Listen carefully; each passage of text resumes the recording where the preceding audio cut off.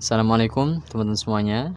Ya, kali ini kita akan bahas mengenai mounting dan unmounting, teman-teman. Ya, bagi kalian semua yang belum tahu apa sih mounting dan unmounting itu, jadi begini teman-teman. Saat kita membuka file manager ya, saat kita membuka file manager di Linux ya, katakan seperti itu. Nah, partisi-partisi dari hard disk kita di sini ya, ini dalam keadaan tertutup gitu teman-teman. Ya, artinya belum kebuka gitu. Nah, kita bisa buka di sini sebenarnya cukup diklik aja. Nah, diklik nanti partisinya akan kebuka isinya. Dan ketika partisi ini kebuka, tuh kasih lihat. Nah, pasti ada simbol kayak beginian. Ini artinya partisi ini sudah termount ya. Sudah terbuka kayak gitu. Nah, di sini kalau kita buka, kita lihat di bagian address location ya. Saya perbesar lagi di sebelah sini. Oke. Locationnya adalah ya di sini teman-teman, partisinya ya. Ini adalah lokasi dari partisinya. Partisi ini isinya terdapat di dalam folder ini. Namanya yang tidak kita pahami ini namanya apa ya? Ada EOB622A itu ya. Nah, di mana folder ini terdapat di dalam folder yang terdapat di dalam folder media. Folder media ini terdapat di dalam folder root, teman-teman. Oke. Ya, kegeser ya. Nah, seperti itu. Jadi, ya. Ini kan tadi saya udah katakan bahwa ini terdapat di dalam folder yang terdapat di dalam folder media, di dalam root. Maka kalau kita buka file system ya, di folder root, ini pasti akan terdapat folder media di sini. Folder media ini dia ya. Kita buka aja, kemudian ada folder yan di sini. Nah, terus ada folder ini. E0B kayak yang tadi itu. Ini kalau kita buka, maka akan mengarahkan ke dalam partisi yang sedang kita buka. Artinya, ya, isi dari partisi ini itu nanti diletakkan di sini, gitu. Dibuka, nah, diletakkan di dalam folder ini, teman-teman. Yang mana ini akarnya tetap nanti kepada root, ya. Akar foldernya nanti ada di rootnya. Nah, itu kalau kita pakai Linux seperti itu teman-teman ya, dimana setiap partisi yang kita buka itu akarnya tetap kepada root, tetap diletakkan di dalam folder yang berada di dalam root, teman-teman, kayak gitu ya. Nah, berbeda kalau misalkan kita menggunakan Windows ya. Kalau kita menggunakan Windows, ketika kita membuka suatu partisi itu kan akarnya ke partisi itu sendiri gitu ya, tidak ke partisi sistem. Ya, misalkan kita buka 3 partisi, maka masing-masing partisi itu akarnya di partisi itu sendiri, gitu. Ya, kalau kita pakai Linux, akarnya pasti tetap di folder root gitu. Di bagian lokasi itu pasti mengarahnya ke root ini, gitu teman-teman. Ya, jadi partisi ini isinya ya ditaruh di dalam sini, di dalam folder ini, gitu. Nah, seperti itu teman-teman ya. Ini dikaitkan kayak gitu. Jadi isinya ini ditampilkan atau dikaitkan ke folder ini. Si sistem itu akan membuat folder yang namanya nggak kita pahami ini. Nah, sekarang bagaimana caranya? Kita membuka partisi, kemudian isinya itu kita taruh di dalam folder yang kita inginkan, gitu ya. Biar kita tujuannya agar gampang untuk mengaksesnya. Contoh ini nanti kalau kita buka ya, akan kita letakkan di suatu folder yang kita buat yang ada di sini. Contoh ya, kita buat folder yang namanya, oke sebentar, kita buat folder yang namanya, ini kok diklik kanan susah amat ya. Aduh ya, sini aja deh, file kemudian new, aduh piye gitu ya.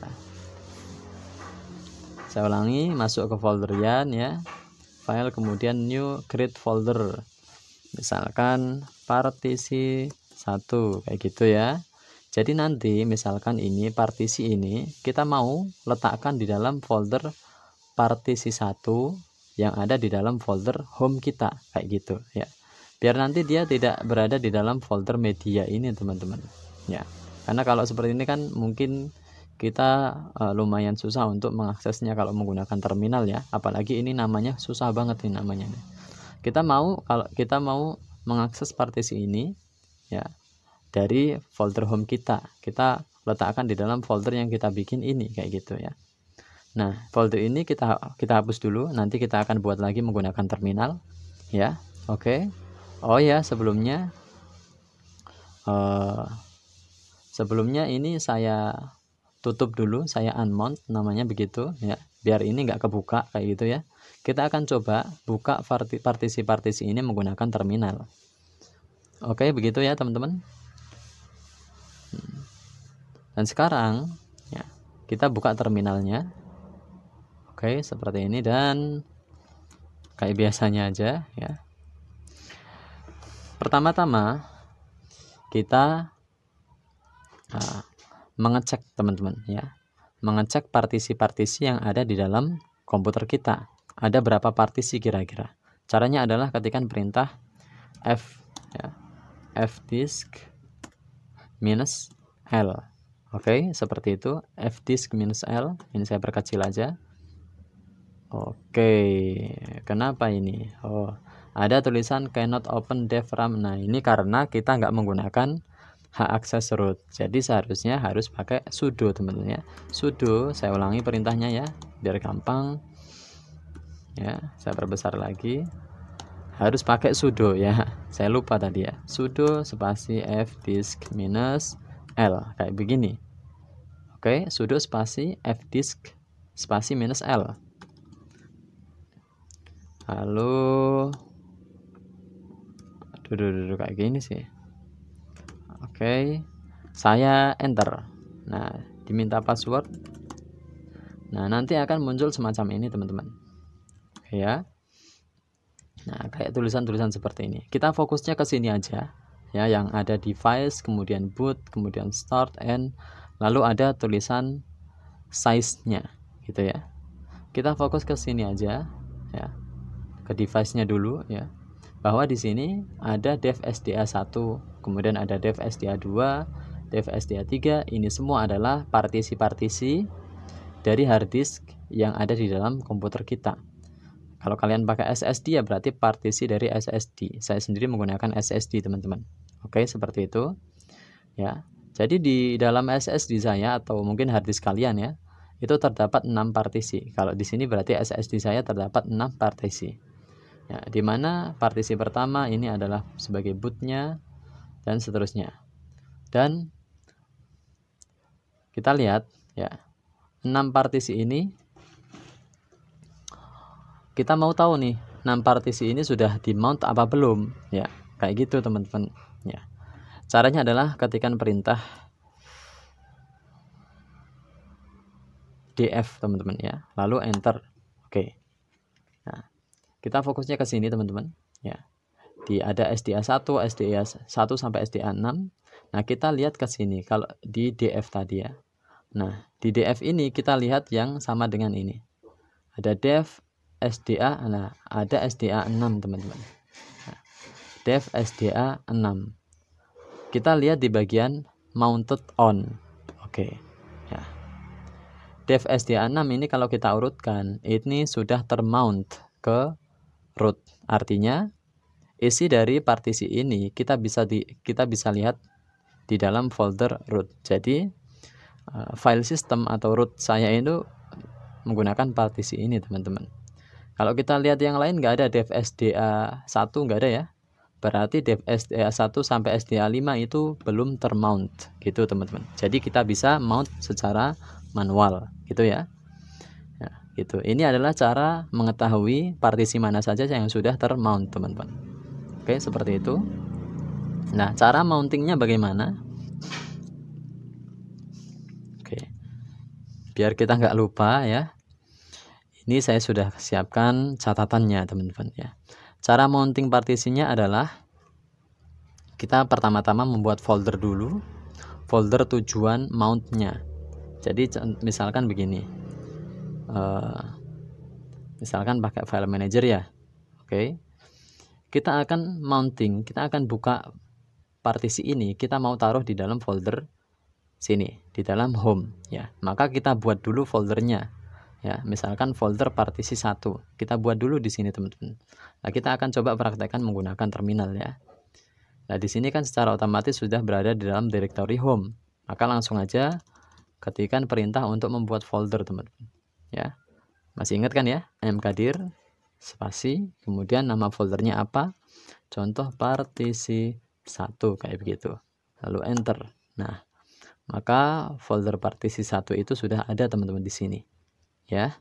Partisi 1 kayak gitu.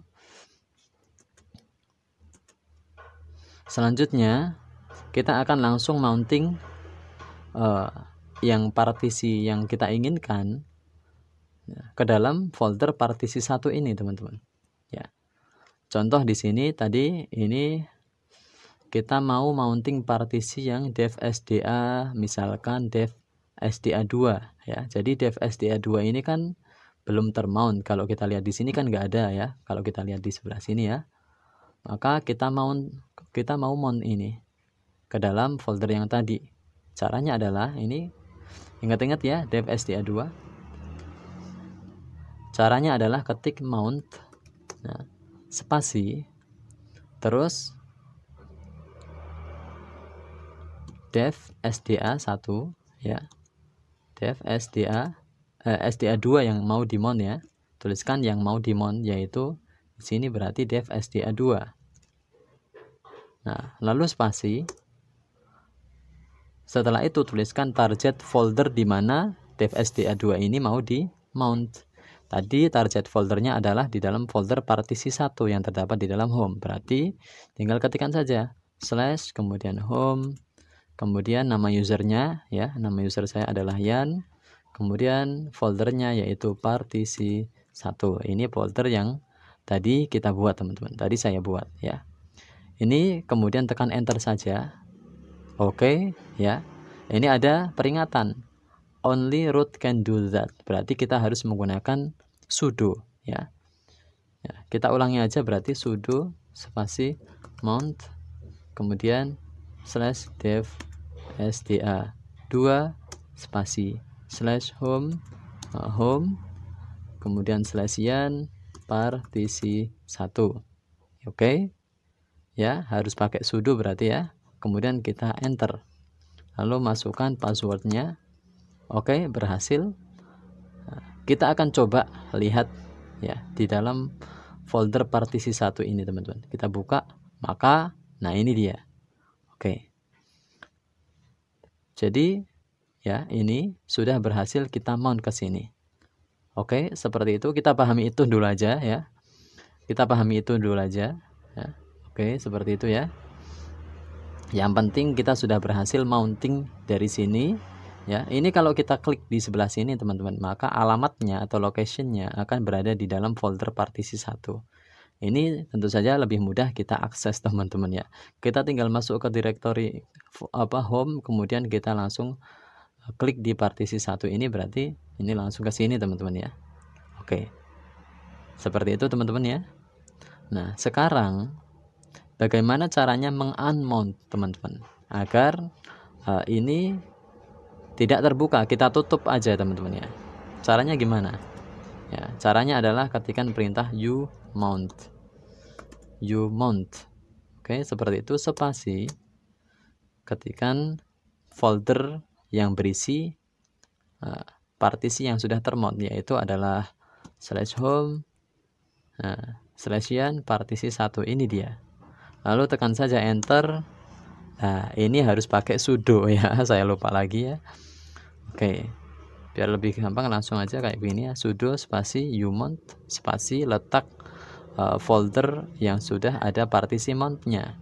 Langsung enter. Nah, nanti ini sudah berhasil, teman-teman. Kita akan coba cek di sebelah sini ya, di yan kemudian partisi 1. Kita lihat apakah masih ada. Ternyata sudah nggak ada. Itulah cara mount hard disk atau partisi hard disk, atau mungkin pakai mungkin flash disk ya, menggunakan terminal, teman-teman. Nah, bagaimana cara mounting file ISO ya? File ISO itu contohnya file seperti ini, kayak sistem operasi itu kan pasti ada ISO-nya, teman-teman ya. Contoh Linux Mint Cinnamon ISO. Kalau kita menginstal contoh sistem operasi Linux Mint pasti bentuknya ISO, teman-teman. Nah, bagaimana kita mounting file ISO seperti ini ya. Nah, caranya akan saya bahas di tutorial selanjutnya. Ya, semoga bermanfaat dan sampai jumpa.